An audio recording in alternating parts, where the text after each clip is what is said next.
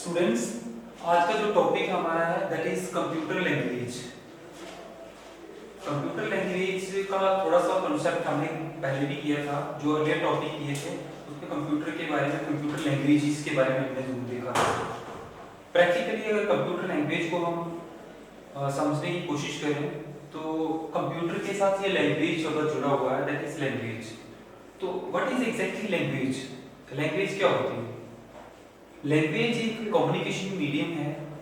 जिस तरह से दो लैंग्वेजेस के लोग आपस में कम्युनिकेट करते हैं, जो हमें हम थॉट्स शेयर कर सकते हैं एक दूसरे के साथ। लेकिन अगर हमें कोई एक लैंग्वेज आती होगी, जिस तरह से बहुत सारी लैंग्वेज हैं, डोगरी है, पंजाबी है, हिंदी है, इंग्लिश है, तो ये कम्युनिकेशन एक मीडियम बन जाता है जिससे दो पर्सन आपस में इंटरेक्ट कर सकते हैं, अपने व्यूज को शेयर कर सकते हैं। जस्ट लाइक दैट ये जो कंप्यूटर की लैंग्वेज है ये भी एक लैंग्वेज ही है जो कम्युनिकेशन में हेल्प कर रही है कंप्यूटर के साथ। हमें अगर कंप्यूटर के साथ अच्छे से कम्युनिकेट करना हो, बेटर वे में कम्युनिकेट करना हो, तो we can use different languages. हम कंप्यूटर की लैंग्वेजेस का इस्तेमाल करते हैं। तो जिस तरह से हमारी लैंग्वेज एक कम्युनिकेशन मीडियम बन जाती है, आपस में हम दो पर्सन बात कर रहे हैं, इसी तरह से कंप्यूटर के और हमारे बीच में, यूजर्स के बीच में जो एक अच्छा बेटर कम्युनिकेशन, बेटर अंडरस्टैंडिंग होती है, that is in the shape of languages. आपने देखा इससे पहले बहुत सारे हमने टॉपिक किए थे जिसमें आपने लैंग्वेजेस के बारे में देखा कि कंप्यूटर तो ओनली मशीन लैंग्वेज को समझता है। कंप्यूटर और कोई भाषा नहीं समझता, जिसमें बाइनरी की शेप में डाटा जाता है, चाहे 0 है चाहे 1 है, तो इन्हीं की शेप में डाटा को रिप्रेजेंट किया जाता है बाइनरी शेप में। कंप्यूटर लैंग्वेजेस जो बेसिकली 3 टाइप्स की होती है। 3 टाइप्स की कंप्यूटर लैंग्वेजेस होती हैं, जिसमें सबसे पहले हमारी लैंग्वेज आती है number 1 is machine language. Machine language जिसको LLL भी कहा जाता है, lower level language. Lower level language. Number 2 is assembly language.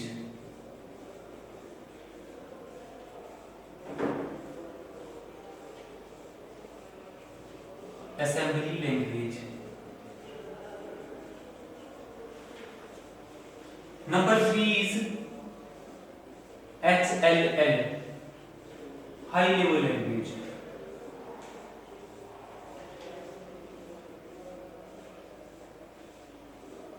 जिसको हम शॉर्ट में HLL के नाम से भी कहते हैं, HLL, high level language.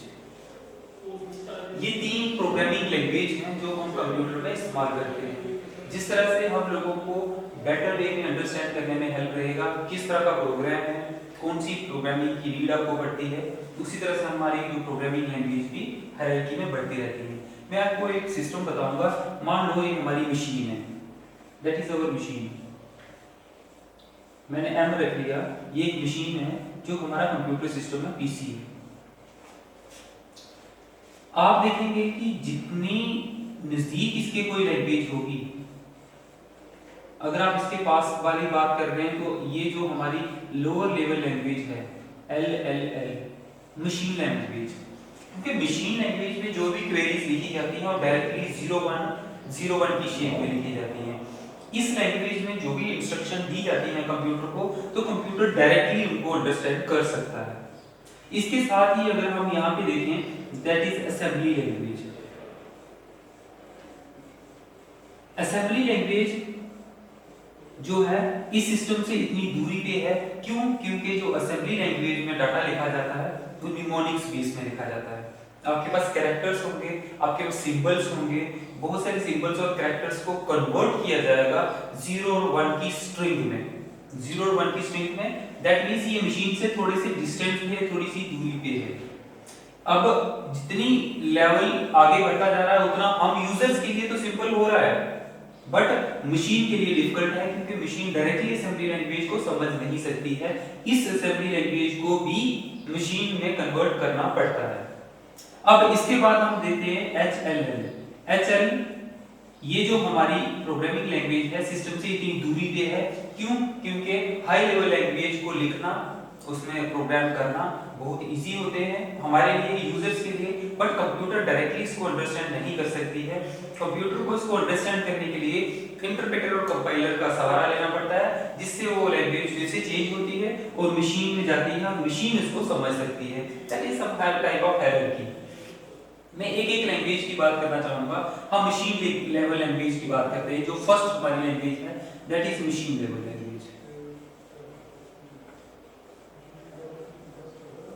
Machine language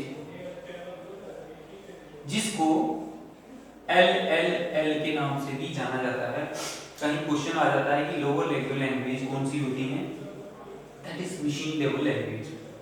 machine level language को हमने इंटरप्रेटर कंपाइलर और जो इसका इंटरप्रेटर कंपाइलर और इसका कॉन्सेप्ट जो हमने करा था असेंबलर इंटरप्रेटर और कंपाइलर का, उसमें हमने थोड़ा सा कॉन्सेप्ट लैंग्वेज इसका जरूर लिया था।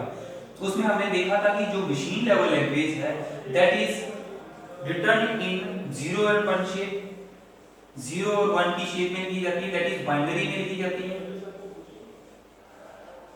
बाइनरी भाषा में लिखी जाती है। It is completely dependent on machine dependent language है, मशीन डिपेंडेंट है, मशीन डिपेंडेंट है, पूरी तरह से मशीन के ऊपर निर्भर है। इस लैंग्वेज में जो भी इंफॉर्मेशन आपको लिखी जाएगी वो डायरेक्टली कंप्यूटर अंडरस्टैंड कर जाएगा। लेकिन अगर इस लैंग्वेज को हम देखें तो ये लैंग्वेज हमारे लिए समझना बहुत पॉसिबल नहीं है, क्योंकि अगर आपके पास फॉर एग्जांपल मैं यहाँ पे लिख दूं 0 1 1 1 0 0 1 0 0 1 0, ये मैंने एक कोड लिख दिया है, क्या आप बता सकते हैं कि इसका मतलब क्या है? नो। कुछ सिंपल सी चीजें हम बाइनरी में पता कर सकते हैं कि ये 1 लिखा है, ये 2 लिखा है, जहां तक हम रिमेंबर रख सकते हैं, बट एक ह्यूज या लंबा स्ट्रिंग होगा उसको रिमेंबर रखना बहुत मुमकिन नहीं है हमारे लिए, पॉसिबल ही नहीं है। इसीलिए ये यूजर्स के लिए काफी डिफिकल्ट है, यूजर्स को इस प्रॉब्लम को हल नहीं कर सकता था। ये मशीन लैंग्वेज हमारे लिए समझना बहुत मुश्किल है। नो डाउट कि कंप्यूटर डायरेक्टली इसको अंडरस्टैंड कर सकता था, इसकी वजह से जो ये प्रॉब्लम हमें फेस आ रही थी कि ये कंप्यूटर यूजर्स के लिए अंडरस्टैंडेबल नहीं है, इसको समझना, इसको लिखना बहुत ज्यादा टफ है। तो दैट्स व्हाई इसके बाद क्या हुआ, development of second stage that is assembly language. Assembly language को डेवलप करने का यही मोटिव था कि इस लैंग्वेज को लिखना और पढ़ना बहुत मुश्किल हो रहा है, समझना बहुत मुश्किल हो रहा है। असेंबली लैंग्वेज डेवलप हुई। असेंबली लैंग्वेज इसके साथ किस तरह से रिलेट करती है? जो असेंबली लैंग्वेज होती है that is also machine dependent, ये भी मशीन डिपेंडेंट ही है, बट इसमें कुछ ऐसी चीजें हैं, for example we have some characters. Assembly language में क्या होता है कि स्टेटमेंट जो इंस्ट्रक्शंस लिखी जाती हैं वो कैरेक्टर्स में लिखी जाती हैं, सिंबल्स में लिखी जाती हैं, या और बहुत सारे इंग्लिश के अल्फाबेट्स में लिखी जाती हैं। इन इंस्ट्रक्शंस को, इन सिंबल्स को क्या किया जाता है? कन्वर्ट किया जाता है, कन्वर्ट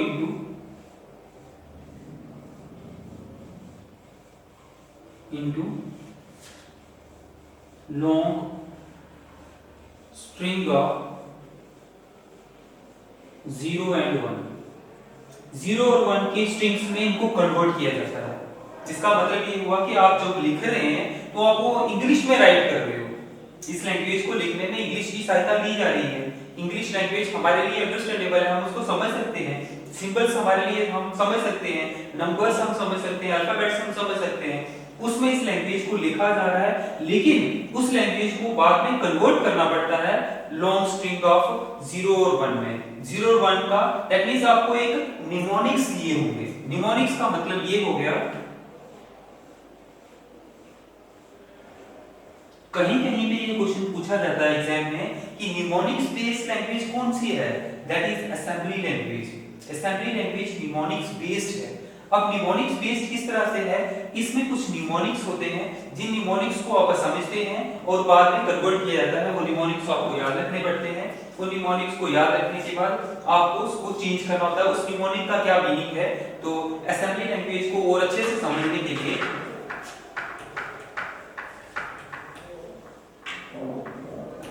असेंबली लैंग्वेज में जो निमोनिक्स लिखे जाते हैं वो कौन कौन से निमोनिक फ्रेजेस लिखे जाते हैं, किस तरह से लिखे जाते हैं। तो देखिए कि अगर आप इसमें निमोनिक्स लिख रहे हो, आपको जब भी प्रश्न आएगा कि ये जो असेंबली लैंग्वेज है वो लैंग्वेज निमोनिक्स बेस्ड है। निमोनिक्स बेस्ड का मतलब है, मैंने लिखा हुआ है कहीं पे LDA, इट मींस लोड। कुछ एग्जांपल्स लेना चाहूंगा। इसके बाद मैंने लिखा हुआ है ट्रांस, मींस ट्रांसलेशन।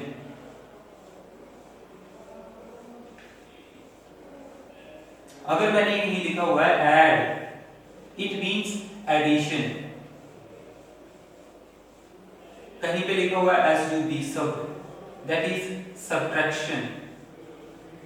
आप देख रहे हैं कि इंग्लिश में लेटर्स, अल्फाबेट्स, कैरेक्टर्स को लिखा जा रहा है, सिंबल्स को लिखा जा रहा है, बट इसका मतलब क्या है? निमोनिक्स, अगर हमने ये निमोनिक्स लिख दिए हैं तो इसका मतलब ये है MUL लिखा हुआ है कहीं पे, दैट इज मल्टीप्लिकेशन।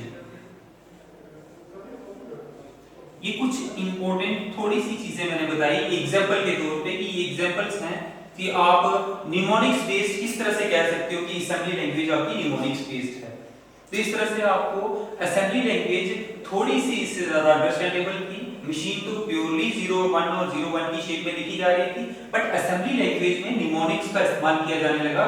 निमोनिक्स के इस्तेमाल करने की वजह से क्या हो गया कि यूजर फ्रेंडली हो गई थोड़ी सी, but it is again machine dependent, तो मशीन के ऊपर ही डिपेंड थी। ये असेंबली लैंग्वेज थी। अब हम आएंगे high level language. High level language, जिसको HLL के नाम से भी कहा जाता है, कि हाई लेवल लैंग्वेज क्या होती है। आपने लास्ट वाला जो कॉन्सेप्ट किया था इंटरप्रेटर, असेंबलर और कंपाइलर वाला, उसमें हमने कुछ चीजें डिस्कस की थी। उसमें हाई लेवल लैंग्वेज का थोड़ा सा कॉन्सेप्ट आपको मैंने दिया था कि एक HLL क्या होता है। हाई लेवल लैंग्वेज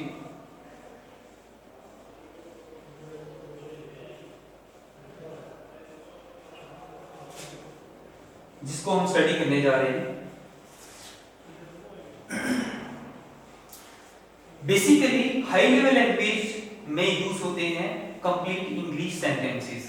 जो इंग्लिश के बहुत लंबे लंबे सेंटेंस होंगे, या इंग्लिश में इसको लिखा जाएगा प्योरली इन दी शेप। आप ये कहिए कि हाई लेवल लैंग्वेज को प्योरली इंग्लिश में लिखा जाएगा।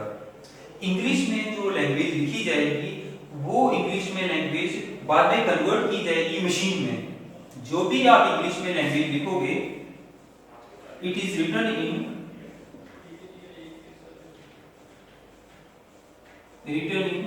English language. नहीं, all the statements, जो भी स्टेटमेंट आप इसमें लिखोगे तो इंग्लिश लैंग्वेज में लिखी जाएंगी।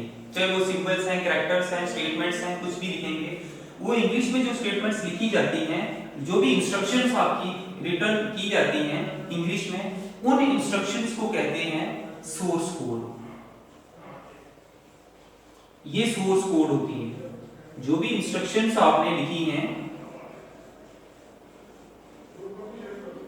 इंस्ट्रक्शंस आपने इंग्लिश में लिखी थी, उनको सोर्स कोड कहा जाएगा। एंड जो ये इंस्ट्रक्शंस आपने लिखी हैं, जब ये इंस्ट्रक्शंस चेंज हो जाती हैं मशीन लेवल लैंग्वेज में, मशीन में जो मशीन समझ सकती है, when these instructions converted into machine language, जब यही इंस्ट्रक्शन जो इंग्लिश में लिखी थी वो कन्वर्ट होगी मशीन में, तो इन इंस्ट्रक्शंस को हम कहेंगे मशीन कोड। इनको हम मशीन कोड कहेंगे। इन जनरली शॉर्ट में हम कहें तो जो ऐसी लैंग्वेज जो सोर्स कोड को मशीन कोड में कन्वर्ट करती है, इस कॉल्ड हाई लेवल लैंग्वेज। जिससे आपका सोर्स कोड कन्वर्ट होता है मशीन कोड में। मशीन कोड की जगह तो इसको ऑब्जेक्ट कोड भी कहा जाता है, ऑब्जेक्ट कोड। उसी को हाई लेवल लैंग्वेज कहते हैं, वो HLL होती है। It is very easy to write, इसको लिखना बहुत आसान है, easy to write. Easy to write, लिखना भी आसान है, easy to create and easy to understand, और इसको समझना भी बहुत आसान है, क्योंकि आपको आपकी जो ये जो हाई लेवल लैंग्वेज है इसको प्योरली इंग्लिश में लिखा जा रहा है, तो आपके समझने के लिए, यूजर्स के लिए बहुत अच्छा है कि यूजर इसको समझ सकता है कि मुझे क्या लिखना है, क्या देना है। बाद में ये वर्क किसका है, आपकी जो सोर्स कोड है वो मशीन कोड में कन्वर्ट हो जाता है, कुछ प्री डिफाइंड चीजें लिखी होती हैं जो इसमें आपको लर्न करनी होती हैं, तो इसलिए इस लैंग्वेज को आप इजी अंडरस्टैंडेबल लैंग्वेज कहा जा सकता है, ये जो हाई लेवल लैंग्वेज होती है। अब ये जो हाई लेवल लैंग्वेज है कौन कौन सी होती है, कौन कौन सी हाई लेवल लैंग्वेज होती है और कहां पे इस्तेमाल होती हैं। अब हम आते हैं कि ये जो हाई लेवल लैंग्वेज है इनका इस्तेमाल किस जगह पे होता है और कौन कौन सी एग्जांपल्स में आएगा। इसमें बहुत सारी लैंग्वेजेस हैं जो हम यूज करते हैं हाई लेवल लैंग्वेज में। हाई लेवल लैंग्वेज का कॉन्सेप्ट आपको समझ आया होगा। हाई लेवल लैंग्वेज को अगर आप देखें तो हाई लेवल लैंग्वेज हमारी यूज होती है बहुत सारी फील्ड्स में। किस किस पर्पस के लिए हाई लेवल लैंग्वेज का इस्तेमाल किया जाता है, आप इस फील्ड में HLL की बात कर रहे हैं, ओनली हाई लेवल लैंग्वेज की। हाई लेवल लैंग्वेज स्पेसिफिकली बहुत सारे पर्पसेस के लिए डिजाइन की गई है। ये कौन कौन से ऐसे पर्पसेस हैं जहां पे ये इस्तेमाल होती है, used for various purposes. Purpose means बहुत सारे कामों में इस्तेमाल की जाती है, जिसमें सबसे पहला वर्क आपका आता है। अगर आप सबसे पहला वर्क देखें दैट इज साइंटिफिक पर्पस। बहुत सारे वर्क जो है साइंटिफिक फील्ड्स में होते हैं। साइंटिफिक पर्पस, साइंटिफिक पर्पस में जो प्रोग्रामिंग लैंग्वेजेस इस्तेमाल हो रही हैं उन प्रोग्रामिंग लैंग्वेज को हम कहेंगे कि ये साइंटिफिक पर्पस में यूज होती हैं। साइंटिफिक पर्पस में हमारी कौन कौन सी यूज होती हैं, जैसे कि आपने देख लिया बेसिक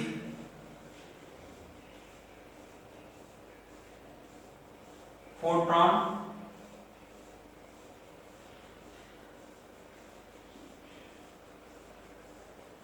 एक्सेट्रा, और भी बहुत सारी ऐसी लैंग्वेज हैं जिनका इस्तेमाल किया जाता है। दूसरी हमारी फील्ड्स में यूज होती हैं। अभी ये लैंग्वेजेस होती क्या हैं इनके बारे में भी जानेंगे कि ये कौन कौन सी लैंग्वेजेस हैं जो जो लैंग्वेज यहाँ पे निकल के आएगी। दूसरी कॉमर्शियल पर्पस के लिए, कॉमर्शियल पर्पस।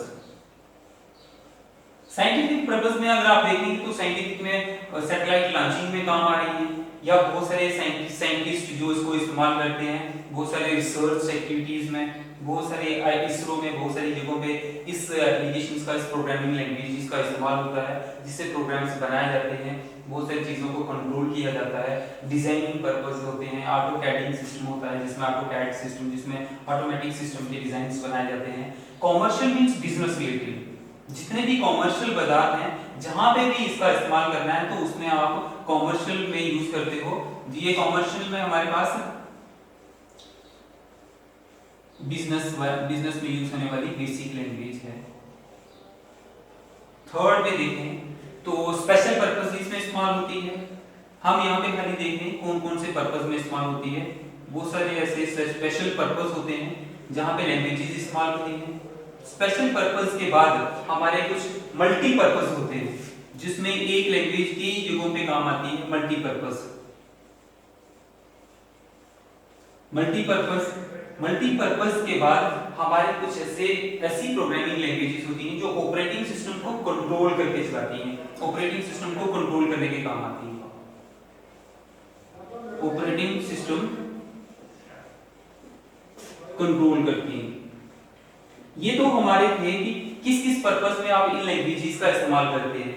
तो दुनिया के ऐसे सारे के सारे सेक्टर्स हैं जहाँ पे लैंग्वेजेस का भी इस्तेमाल होता है, क्योंकि अब जब प्रोग्रामिंग की बात करें तो कोई भी डाटा, कोई भी एप्लीकेशन तब तक नहीं बन सकती जब तक उसके बिहाइंड कोई प्रोग्रामिंग ना हो। कोई भी सॉफ्टवेयर, कोई भी एप्लीकेशन, कुछ भी डिजाइन नहीं हो सकता जिसके पीछे आपके कोई एक लैंग्वेज ना हो, क्योंकि लैंग्वेज की कोडिंग होगी। आप एक छोटा सा वेब पेज देखेंगे, उस वेब पेज की अगर कोडिंग देखेंगे तो HTML में लिखी होती है, तो कितनी बड़ी कोडिंग होगी एक छोटे से वेब पेज को डिजाइन करने के लिए। तो वेब पेज में एक एग्जांपल ले रहा था। इसी तरह से बहुत सारे ऐसे पर्पस हैं जहां पे प्रोग्रामिंग लैंग्वेज का इस्तेमाल किया जाता है। हम आ रहे हैं कि ये जो हाई लेवल लैंग्वेज है कौन कौन सी होती है। Different types of programming language हैं जिनको आप यूज करोगे, अपनी किताबों में पढ़ोगे, आपने आज तक सुना भी होगा। उसमें हम जो प्रोग्रामिंग लैंग्वेजेस हैं उसकी बात करते हैं। डिफरेंट टाइप्स की प्रोग्रामिंग लैंग्वेजेस होती हैं। Types of HLL। नंबर 1 मैं बात करता हूं फोरट्रॉन्स की।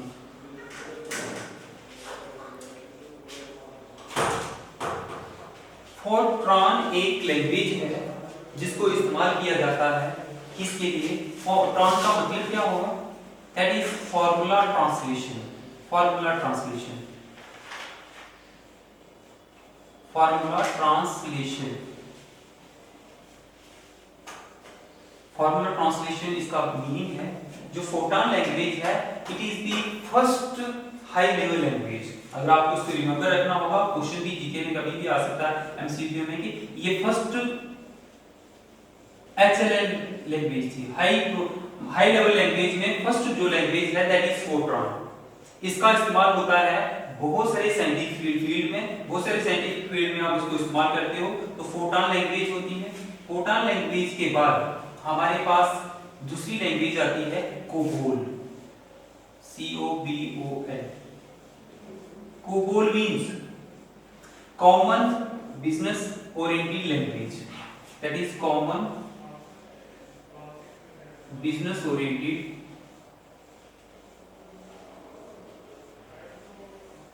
Language. Common business oriented language जो है that is the first programming language which is used in business field.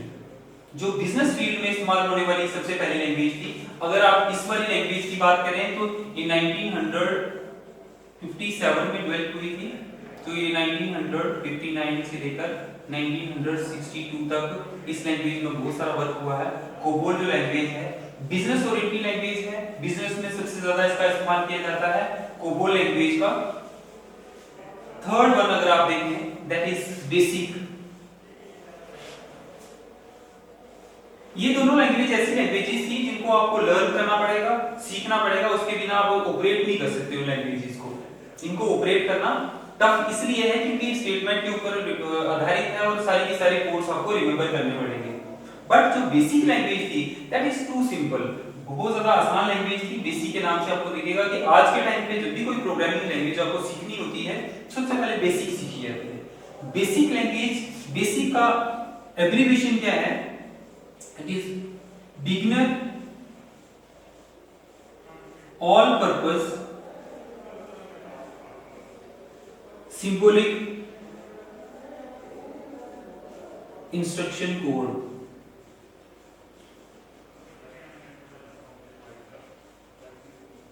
Beginning all purpose symbolic instruction code ये मल्टीपर्पस के लिए इस्तेमाल होता है इस लैंग्वेज का।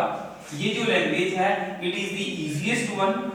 इसमें बहुत ज्यादा सोफिस्टिकेटेड, बहुत ज्यादा हाई ट्रेनर की जरूरत नहीं होती है। आप सिंपल वे में थोड़ा बहुत नॉलेज आपको प्रोग्रामिंग का होगा तो आप प्रोग्राम लिख भी सकते हैं, क्योंकि जो स्टेटमेंट होती हैं वो क्लियरली राइट होती हैं, उन्हीं को अंडरस्टैंड करना है तो आप लैंग्वेज को लिख सकते हो। बट इनको इजीली लिखना टफ था कि आप आसानी से इन दोनों को नहीं लिख सकते। इसके बाद हमारे पास और भी बहुत सारी प्रोग्रामिंग लैंग्वेज हैं, that is pascal. Pascal language जो है, pascal language after the name of French mathematician Blaise Pascal के नाम पे बनी है। ब्लेज पास्कल ये एक फ्रेंच मैथमेटिशियन थे जिन्होंने इस लैंग्वेज को डेवलप किया था। ये लैंग्वेज हमारी बहुत सारी मल्टीपर्पस वर्क में इस्तेमाल होती है। इसी पास्कल के आगे बहुत सारी टाइप्स हैं। जिस तरह से आप इसको फोरट्रॉन को देखें तो फोरट्रॉन 1 वर्जन है, फोरट्रॉन 2 वर्जन है, फोरट्रॉन 3 है, फोटान 4 है, ऐसे बहुत सारे इसके वर्जन्स आए थे। एक डेवलप हुई, दूसरी, फिर तीसरी, उसके बाद थोड़ी थोड़ी और सिंपल लैंग्वेज आती गई। इस तरह से जो पास्कल है उसके भी बहुत सारे वर्जन आए। ब्लेस पास्कल ने बिल्ड करी थी 1962 में। तो इस लैंग्वेज को लिखना इसी तरह से इजी होता था। इस लैंग्वेज में आप बहुत सारे वर्क कर सकते थे। इसके अलावा बहुत सारी और लैंग्वेजेस जैसे सिमुला हो गया, सिमुला है, रूबी है। सिमुला लैंग्वेज जो है that is the first OOP based programming language, object oriented programming language, OOP कहा जाता है इसको। अगर आपको क्वेश्चन कभी आता है कि first OOP that is object oriented programming language कौन सी थी पहली, तो पहली ऑब्जेक्ट ओरिएंटेड लैंग्वेज सिमुला थी। सिमुला जो है पहली ऑब्जेक्ट ओरिएंटेड प्रोग्रामिंग लैंग्वेज है, ऑब्जेक्ट ओरिएंटेड प्रोग्रामिंग लैंग्वेज है।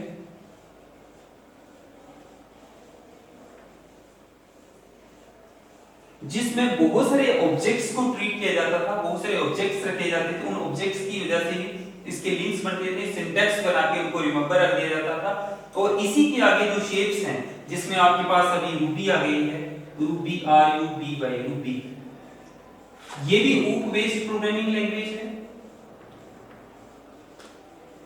जो ऑब्जेक्ट ओरिएंटेड प्रोग्रामिंग लैंग्वेज पे चल रहा है। और आप देखेंगे 1900 नियर अबाउट 75 के ऑनवर्ड्स जो भी प्रोग्रामिंग लैंग्वेज अभी तक बनी है वो सारी की सारी OOP बेस्ड प्रोग्रामिंग लैंग्वेज ही मैक्सिमम हुई हैं। क्योंकि OOP बेस्ड प्रोग्रामिंग लैंग्वेज में आपके पास C आती है।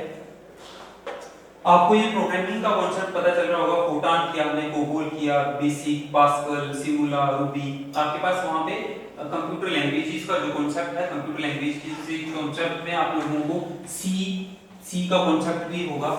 सिलेबस में नो डाउट पूरी तरह से डिटेल में प्रोग्रामिंग लैंग्वेज ये वाली नहीं दी है, आपको HTML और साथ में विजुअल बेसिक दी हुई है कि विजुअल बेसिक क्या होती है और HTML की, उसके लिए एक अलग चैप्टर है।